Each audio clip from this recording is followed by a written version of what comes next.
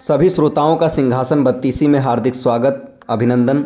आज नवी पुतली मधुमालती की कथा आपको सुनाई जाएगी। बढ़ते हैं कहानी की तरफ। राजा भोज हर दिन नई पुतली से राजा विक्रमादित्य की महानता और त्याग के किस्से सुनकर परेशान हो चुके थे, लेकिन वे सिंहासन पर बैठने का मोह भी नहीं रोक पा रहे थे। दूसरी तरफ उज्जैनी की जनता अपने पूर्व राजा विक्रमादित्य के त्याग की कहानियां सिंहासन की पुतलियों से सुनने को बड़ी संख्या में हर दिन एकत्र होने लगी। 9वें दिन जैसे ही राजा भोज सिंहासन की तरफ बढ़ने लगे, मधुमालती नामक पुतली जागृत हो उठी और बोली, ठहरो राजन, क्या तुम राजा विक्रम की तरह प्रजा के लिए अपने प्राणों का भी त्याग कर सकते हो? अगर नहीं तो सुनो राजा विक्रमादित्य की कहानी। एक बार राजा विक्रमादित्य ने राज्य और प्रजा की सुख समृद्धि के लिए एक विशाल यज्ञ का आयोजन किया। कई दिनों तक यज्ञ चलता रहा। एक दिन राजा मंत्र पाठ कर रहे थे, तभी एक ऋषि वहां पधारे।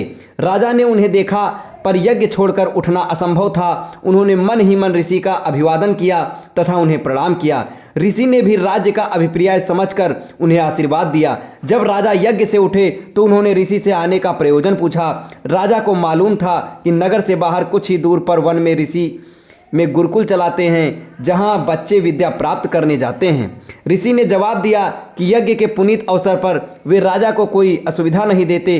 अगर 8 से 12 साल तक के 6 बच्चों के जीवन का प्रश्न नहीं होता। राजा ने उनसे सब कुछ विस्तार से बताने को कहा। इस पर ऋषि ने बताया कि कुछ बच्चे आश्रम के लिए सूखी लकड़ियां बीनने वन में इधर उधर घूम रहे थे। तभी 2 राक्षस आए और उन्हें पकड़कर ऊंची पहाड़ी पर ले गए। ऋषि को जब वे उपस्थित नहीं मिले तो उनकी तलाश में वे मन में बेचैनी से भटकने लगे। तभी पहाड़ी के ऊपर से गर्जना जैसी आवाज़ सुनाई पड़ी, जो निश्चित ही उनमें से एक राक्षस की थी। राक्षस ने कहा कि उन बच्चों की जान के बदले उन्हें एक पुरुष की आवश्यकता है, जिसकी वे माँ काली के सामने बलि देंगे। जब ऋषि ने बलि के हेतु अपने आप को उनके हवाले करना चाहा तो उन्होंने असहमति जताई। उन्होंने कहा कि ऋषि बूढ़े हैं और काली माँ ऐसे कमजोर बूढ़े की बलि के प्रसन्न नहीं होंगी। काली माँ की बलि के लिए अत्यंत स्वस्थ क्षत्रिय की आवश्यकता है। राक्षसों ने कहा कि अगर कोई छल या बल से उन बच्चों को स्वतंत्र कराने की चेष्टा करेगा तो उन बच्चों को पहाड़ी से लुढ़काकर मार दिया जाएगा। राजा विक्रमादित्य से ऋषि की परेशानी नहीं देखी जा रही थी। वे तुरंत तैयार हुए और ऋषि से बोले, आप मुझे उस पहाड़ी तक ले चलें। मैं अपने आप को काली के सम्मुख बलि के लिए प्रस्तुत करूंगा। मैं स्वस्थ हूँ और क्षत्रिय भी। राक्षसों को कोई आपत्ति नहीं होगी। ऋषि ने सुना तो हतप्रभ रह गए। उन्होंने लाख मानना चाहा, पर विक्रम ने अपना फैसला नहीं बदला। उन्होंने कहा, अगर राजा के जीवित रखते उसके राज्य की प्रजा पर कोई विपत्ति आती है तो राजा को अपने प्राण देकर भी उस विपत्ति को दूर करना चाहिए। राजा ऋषि को साथ लेकर उस पहाड़ी तक पहुँचे। पहाड़ी के नीचे उन्होंने अपना घोड़ा छोड़ दिया तथा पैदल की पहाड़ी पर चढ़ने लगे। पहाड़ी वाला रास्ता बहुत ही कठिन था, पर उन्होंने कठिनाई की परवाह नहीं की। वे चलते चलते पहाड़ की चोटी पर पहुँचे। उनके पहुँचते ही राक्षस बोला कि उन्हें बच्चों की रिहाई का शर्त मालूम है या नहीं। राजा ने कहा कि वे सब कुछ जानने के बाद ही यहाँ आए हैं। उन्होंने राक्षसों से बच्चों को छोड़ देने को कहा। एक राक्षस बच्चे को अपनी बाह में लेकर उड़ा और नीचे उन्हें सुरक्षित पहुँचाया।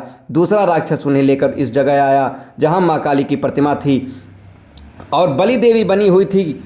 विक्रमादित्य ने बलदेवी पर अपना सर बलि हेतु झुका दिया।